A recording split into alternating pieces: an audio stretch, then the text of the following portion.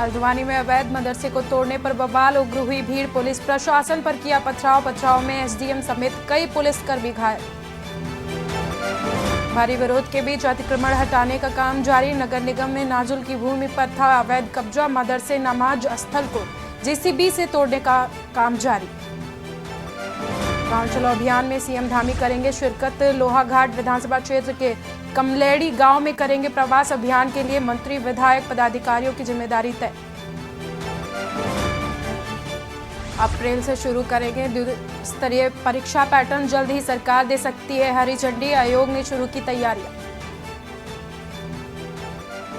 उत्तराखंड में 1.77 लाख मतदाता पहचान पत्र निरस्त, दून में सबसे ज्यादा लोग वोटर लिस्ट से हुए बाहर। हल्द्वानी में विजिलेंस टीम की बड़ी कार्रवाई, बिजली अनुभाग के जेई रिश्वत लेते गिरफ्तार, टीम ने 25,000 रिश्वत लेते रंगे हाथों किया गिरफ्तार। आप देख रहे हैं के न्यूज, खबरों का सारथी। नमस्कार, मैं हूं आपके साथ सोनम सिंह और आप देख रहे हैं खबर उत्तराखंड। उत्तराखंड में बात करेंगे हल्द्वानी के भानभूलापुरा क्षेत्र की, जहां पर मलिक के बगीचे में अवैध मदरसे एवं नमाज स्थल को आज नगर निगम की टीम ने जेसीबी मशीन से ध्वस्त कर दिया है। इस कार्रवाई के दौरान क्षेत्र का माहौल पूरी तरह से गर्म हो गया है। प्रशासन के खिलाफ नारेबाजी की जा रही है, धार्मिक नारेबाजी शुरू हो गई है। अभी कार्यवाही चल रही है। अचानक अराजक तत्वों ने बवाल कर दिया है और पथराव भी शुरू कर दिया है। देखते ही देखते भीड़ ने पत्थरबाजी शुरू कर दी है। पुलिस ने एक्शन लेते हुए पूरा क्षेत्र छावनी में तब्दील कर दिया है और बल प्रयोग करते हुए भीड़ को खदेड़ा गया है। पुलिस कर्मियों ने लाठियां चलाई हैं और आंसू गैस के गोले भी छोड़े हैं। इस कार्रवाई के दौरान भीड़ ने निगम की जेसीबी समेत पास खड़ी एम्बुलेंस और बाइकें क्षतिग्रस्त कर दी हैं। इस बीच एक वाहन को आग के हवाले भी कर दिया है। फिलहाल पुलिस ने चारों तरफ से सीमाएं सील कर दी हैं और किसी भी आवाजाही पर पूरी तरह से रोक लगा दी गई है। इधर अराजक तत्वों द्वारा की गई पत्थरबाजी में तमाम पुलिसकर्मी, अधिकारी और पत्रकारों को चोटें आई हैं। मौके पर भारी पुलिस बल के अलावा प्रशासनिक अमला मौजूद है।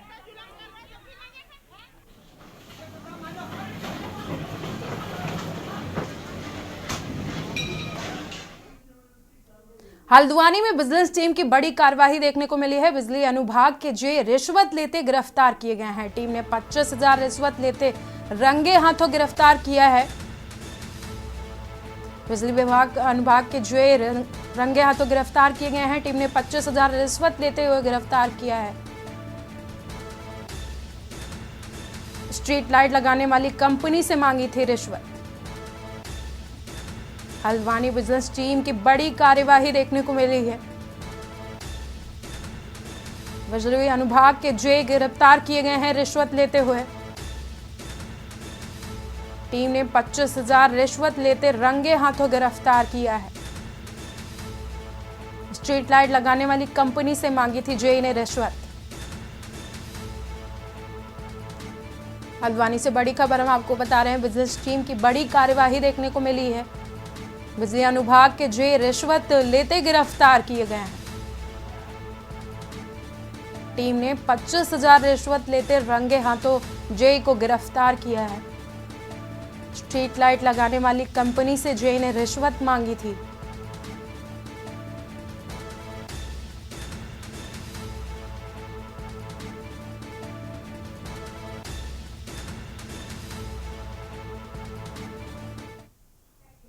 उत्तराखंड विधानसभा के विशेष सत्र ने इस साल इतिहास रच दिया है। विशेष सत्र में सरकार ने 2 महत्वपूर्ण विधेयक पारित किए हैं। सरकार ने समान नागरिक संहिता यानी यूसीसी और राज्य आंदोलनकारियों के आरक्षण संबंधी विधेयक को सरकार ने सदन में पारित किया है। सरकार के इस फैसले से राज्य आंदोलनकारियों को सरकारी नौकरियों में 10% क्षैतिज आरक्षण का लाभ देने का रास्ता साफ हो गया है। वह विधानसभा में यूसीसी का विधेयक पारित होते ही भाजपा कार्यकर्ताओं में जश्न का माहौल देखने को मिला है। ढोल नगाड़ों और आतिशबाजी के साथ मुख्यमंत्री पुष्कर सिंह धामी का सभी कार्यकर्ताओं ने आभार व्यक्त किया है। वहीं मुख्यमंत्री पुष्कर सिंह धामी ने यूसीसी विधेयक के पारित होने के कदम को ऐतिहासिक कदम बताया है।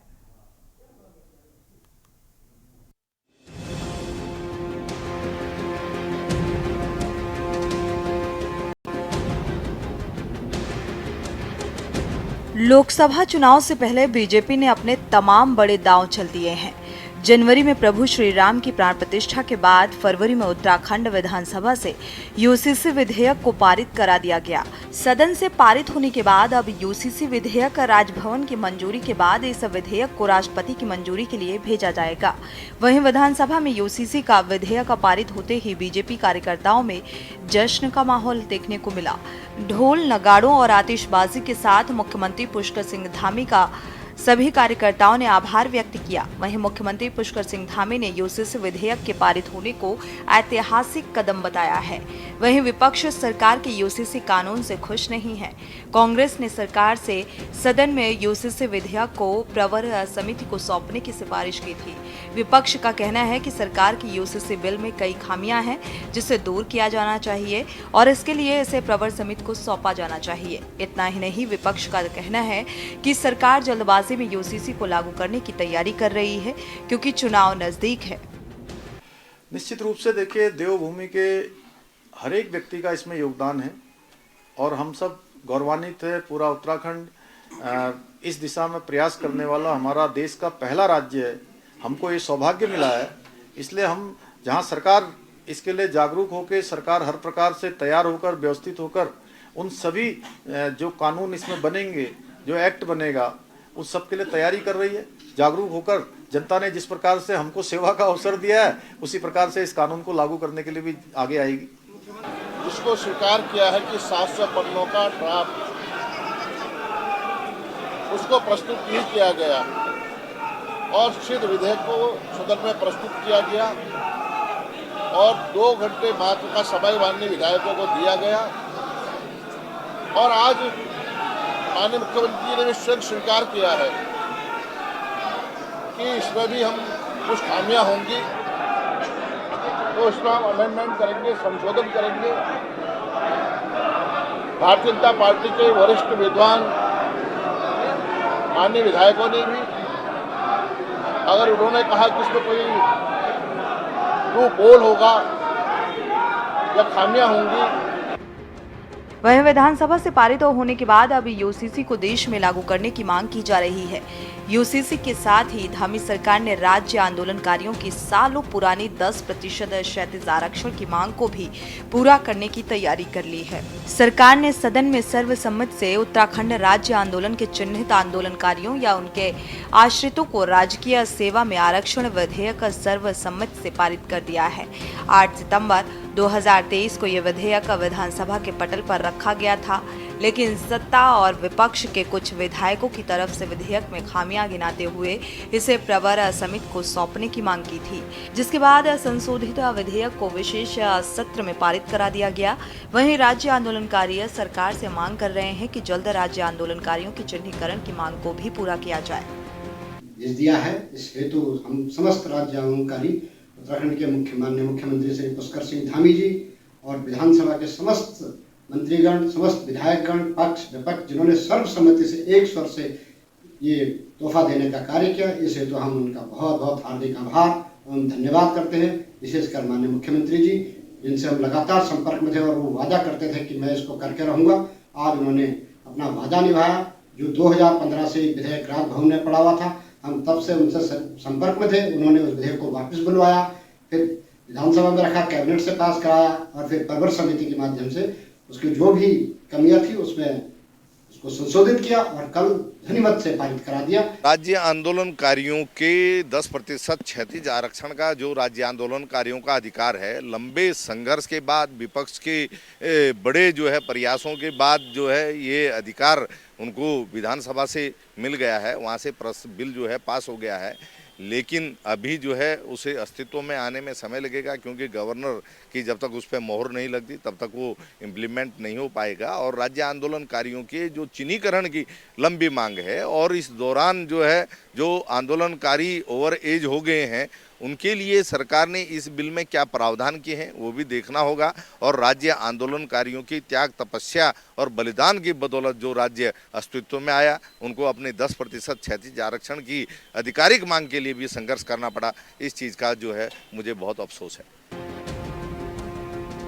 कुल मिलाकर उत्तराखंड विधानसभा ने इतिहास रच दिया है। विशेष सत्र में सरकार ने जहां 2 महत्वपूर्ण विधेयकों को पारित कराया, तो वहीं अब उत्तराखंड राज्य पहला राज्य बन गया है जहां यूसीसी विधेयक विधानसभा से पारित हुआ है।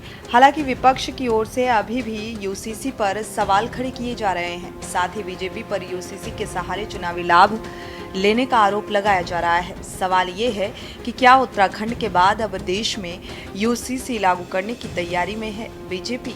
क्या चुनाव में बीजेपी को यूसीसी का सियासी लाभ मिल पाएगा? Uttarakhand desk report. रुकते हैं एक छोटे से ब्रेक के लिए। ब्रेक के बाद जल्द हाजिर होते हैं। उत्तराखंड की पहाड़ियों में बुरांस के फूल तय समय से पहले ही खिलने का पर्यावरणविदों की चिंता बढ़ गई है। स्वास्थ्य लाभों के लिए जाने वाले ये फूल आमतौर पर मार्च से मई महीने में खिलते हैं, लेकिन इस बार फरवरी के महीने में ये खिलते देखे जा रहे हैं। आपको बता दें कि पर्यावरणविदों के मुताबिक फूलों के मौसम में बदलाव हिमालय इलाके के इकोसिस्टम पर ग्लोबल वार्मिंग का असर बताया जा रहा है। उत्तराखंड की पहाड़ियों में बुरांश के फूल तय समय से पहले ही खिलने से पर्यावरणविदों की चिंता बढ़ गई है। स्वास्थ्य लाभों के लिए जाने जाने वाले ये फूल आमतौर पर मार्च से मई के महीने के दौरान दिखाई देते हैं, लेकिन इस फरवरी के महीने में ही दिखाई देने लगे हैं। पर्यावरणविदों के मुताबिक फूलों के मौसम में बदलाव हिमालयी इलाकों के इकोसिस्टम पर ग्लोबल वार्मिंग का असर है। विगत कुछ सालों में ये देखने को आ रहा है कि बुरांस के फूल जल्दी खिल जा रहे हैं समय से, और इसके लिए जो सबसे बड़ा कारण है ये माना जा रहा है ग्लोबल वार्मिंग इफेक्ट।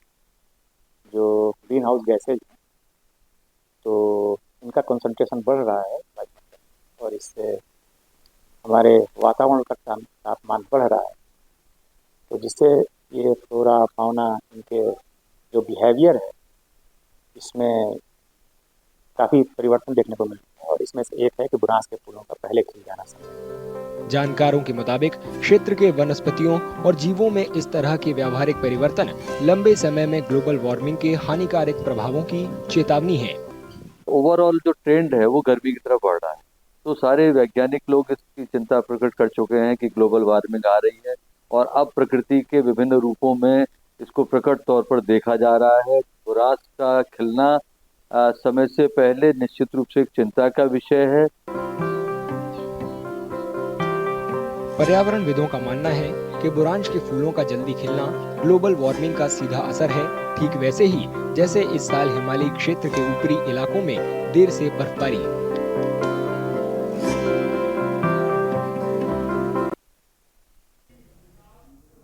उत्तराखंड प्रदेश में धामी सरकार की तरफ से राज्य विधानसभा में मंगलौर को पूर्ण बहुमत के साथ यूसीसी विधेयक पास किए जाने के बाद कांग्रेस ने सवाल खड़े करने शुरू कर दिए हैं। यूसीसी लागू किए जाने पर कांग्रेस के राष्ट्रीय सचिव काजी नवाजुद्दीन ने कहा है कि भाजपा सरकार केवल लोगों को भटकाने का काम कर रही है। उन्होंने कहा है कि समान नागरिक संहिता विधेयक में अनुसूचित जनजातियों को संविधान के प्रावधानों के तहत नए कानून में छूट दी गई है, और ये तर्क दिया गया है कि संविधान के अनुच्छेद 21 के तहत उनके अधिकारों को सुरक्षा प्रदान की गई है।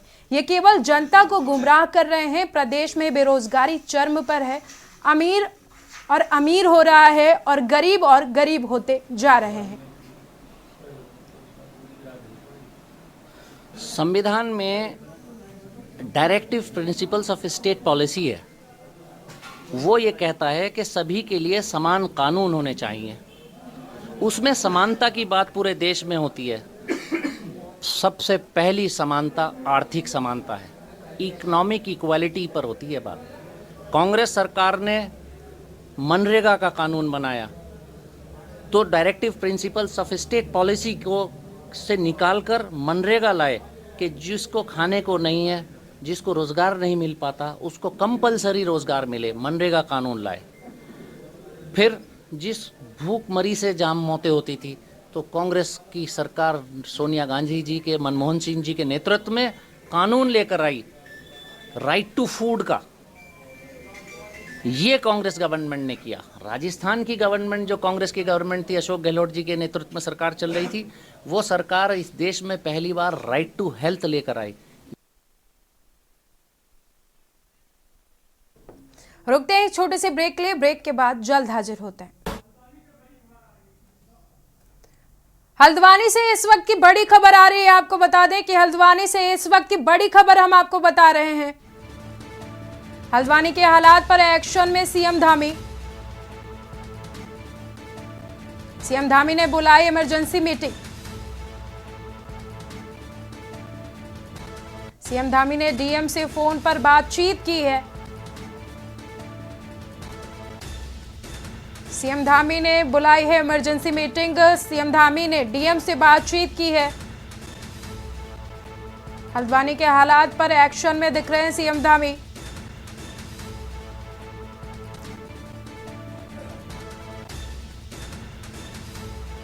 हालात को काबू पाने में सीएम धामी ने डीएम से बातचीत की है। वहां के हालात को जाना है। सीएम धामी ने इमरजेंसी मीटिंग बुलाई है।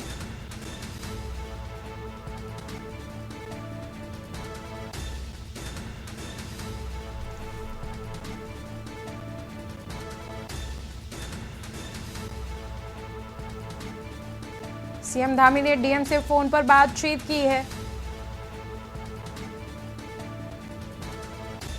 अवैध मदरसे व नमाज स्थल को हटाने को लेकर हुआ था बवाल।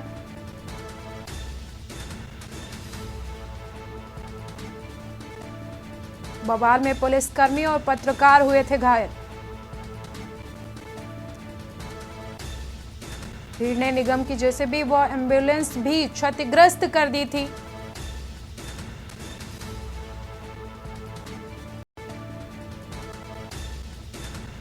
हालात पर काबू पाने के लिए सीएम धामी ने इमरजेंसी मीटिंग बुलाई है। डीएम से फोन पर बातचीत की है सीएम धामी ने।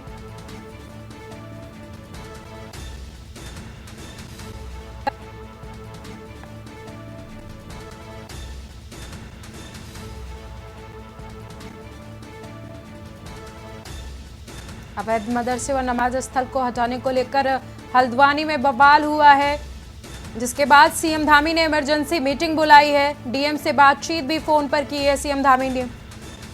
भीड़ ने निगम की जेसीबी व एम्बुलेंस को क्षतिग्रस्त कर दिया था।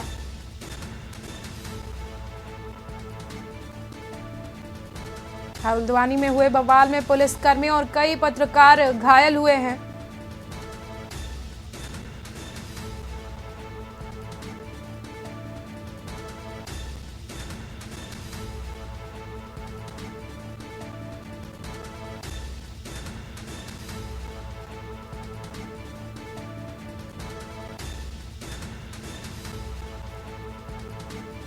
सीएम धामी ने इमरजेंसी मीटिंग बुलाई है। डीएम से फोन पर बातचीत की है।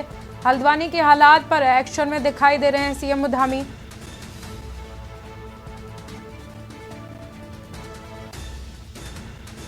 अवैध मदरसे व नमाज स्थल को हटाने को लेकर बवाल हुआ है, जिसमें कई पुलिसकर्मी और पत्रकार घायल हुए हैं।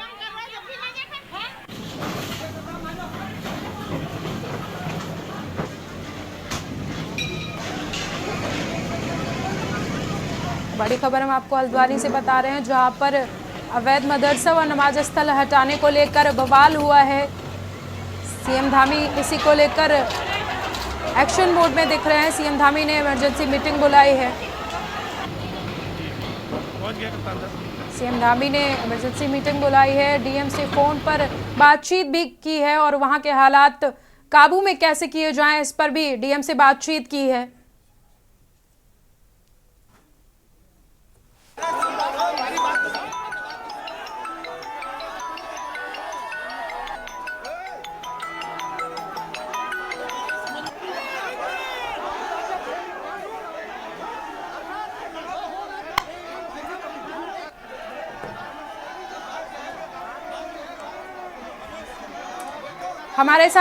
हमारे साथ जुड़ चुके हैं संवाददाता अंकित काला देहरादून से।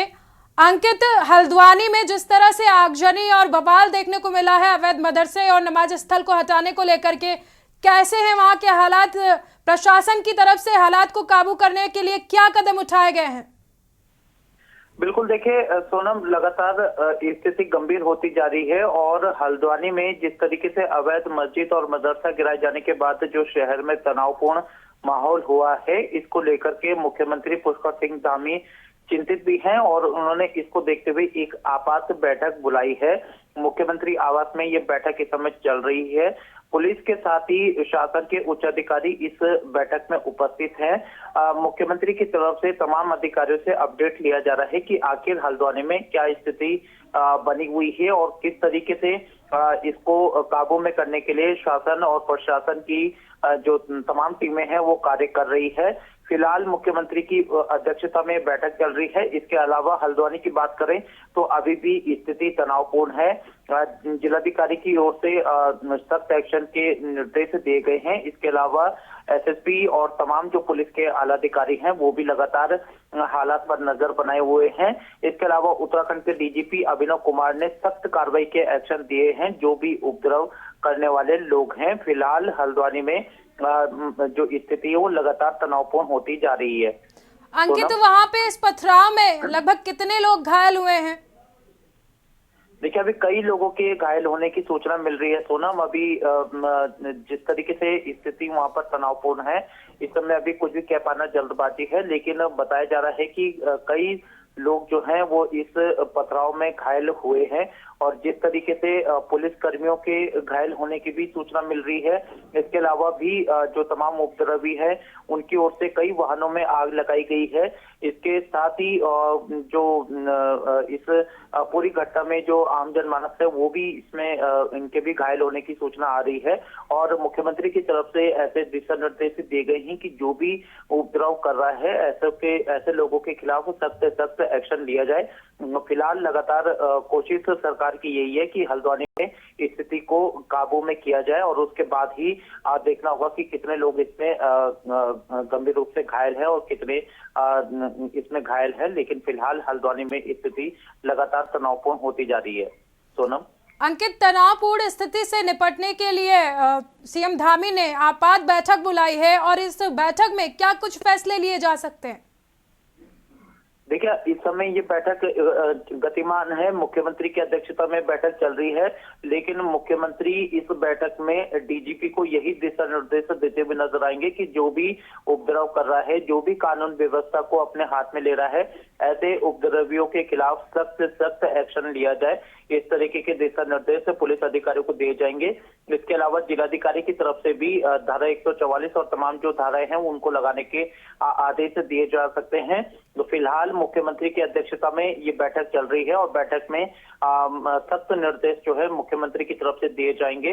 लेकिन जिस तरीके से हल्द्वानी में हालात गंभीर है और जिस तरीके से यूसीसी को लेकर के नाराजगी विशेष समुदाय में है, तो निश्चित ही माहौल और भी अधिक गंभीर हो सकता है। इसको देखते हुए मुख्यमंत्री की तरफ से कहा जा रहा है कि सख्त एक्शन जल्द से जल्द लिया जाए ताकि स्थिति और अधिक तनावपूर्ण ना हो सके।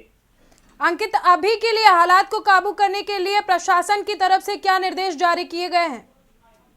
देखिए, अभी जिला प्रशासन की तरफ से जो तमाम जो अधिकारी हैं उनकी ओर से सभी से अपील की जा रही है कि किसी भी तरीके का उपद्रव ना करें। यदि कोई भी ऐसा उपद्रवी पाया जाता है तो उसके खिलाफ सख्त एक्शन लिया जाएगा। लोगों से ये अपील की जा रही है कि वो किसी भी बहकावे में ना आए, किसी के भड़काने में ना आए। जिला प्रशासन की तरफ से अवैध मस्जिद और मदरसा के ही खिलाफ कार्रवाई की गई है। बाकी किसी को परेशान करना शासन प्रशासन का उद्देश्य नहीं है। हालांकि जो विशेष समुदाय से जुड़े हुए लोग हैं उनका ये आरोप है कि सरकार जानबूझ करके उनके जो धार्मिक स्थल है उनसे छेड़छाड़ कर रही है और इसी की वजह से जो स्थिति है वो लगातार तनावपूर्ण हो रही है। लेकिन जिला प्रशासन हो और चाहे फिर वो शासन के उच्च अधिकारी हो, मुख्यमंत्री पुष्कर सिंह धामी है, तमाम जो शासन प्रशासन के अधिकारी हैं वो लगातार यही कोशिश कर रहे हैं, लोगों से अपील कर रहे हैं कि वह शांति बनाए रखें। लेकिन फिलहाल शांति हल्द्वानी में होती हुई दिखाई नहीं दे रही है। इसी को लेकर के मुख्यमंत्री ने इमरजेंसी मीटिंग भी बुलाई है। इस मीटिंग में देखना होगा कि क्या कुछ दिशा निर्देश दिए जाते हैं। लेकिन जिस तरीके से हल्द्वानी में स्थिति हुई है सोनम, उससे कहीं ना कहीं शासन प्रशासन के हाथ पैर भी फूल गए हैं, साथ ही उनकी चिंता भी बढ़ गई है। प्रशासन की तरफ से पहले से नोटिस दिया गया था या फिर मदरसे और नमाज स्थल को अचानक तोड़ने का फैसला लिया गया? अंकित, देखिए, प्रशासन का ये कहना है कि इसको लेकर के पहले से ही बातचीत की गई थी। साथ ही इसमें जो मदरसा है और जो मस्जिद है वो अवैध तरीके से इसको बनाया गया था। शासन की तरफ से लगातार ऐसी कार्रवाई की जा रही है सोनम, पूरे प्रदेश भर में ये अभियान चल रहा है। तो जिला प्रशासन का यही कहना है कि उनकी तरफ से ये जानकारी दी गई थी, लेकिन अचानक से जैसी ये टीम पहुंची तो पुलिस कर्मियों पर कुछ गुस्साए लोगों ने पथराव किया है, जिसके बाद स्थिति तनावपूर्ण हुई है। वहीं पुलिस बल की तरफ से भी अब आगे की कार्रवाई की गई, जिसके बाद जो गुस्साई भीड़ थी उसकी तरफ से वाहनों में भी आग लगा दी गई और लगातार जो पत्थरबाजी है वो की जा रही थी। तो इसको देखते हुए जब पुलिस प्रशासन की तरफ से कार्रवाई की गई तो इससे नाराज होकर के कई उपद्रवी जो स्थानीय लोग हैं, भीड़ जो है वो और भी ज्यादा आग बबूला हो गई, जिसकी वजह से स्थिति गंभीर हो गई है। फिलहाल अभी शासन प्रशासन की तरफ से, जिला प्रशासन की तरफ से कोशिश की जा रही है कि लोगों को शांत किया जाए, इस गुस्साई भीड़ को शांत किया जाए। लेकिन विशेष धर्म के लोगों का ये कहना है कि सरकार जानबूझ करके उनके धार्मिक स्थलों को तोड़ रही है और इससे पहले भी ऐसी कार्रवाई की गई है, जिससे नाराज होकर के लोगों को अब कहीं ना कहीं जो पुलिस प्रशासन बहुत बहुत धन्यवाद अंकित आपका हमारे साथ जुड़ने के लिए, अपनी जानकारी को साझा करने के लिए। अवैध मदरसे फिलहाल मेरे साथ अभी के लिए इतना ही। आगे की बड़ी अपडेट्स को देखने के लिए देखते रहिए के न्यूज़ इंडिया।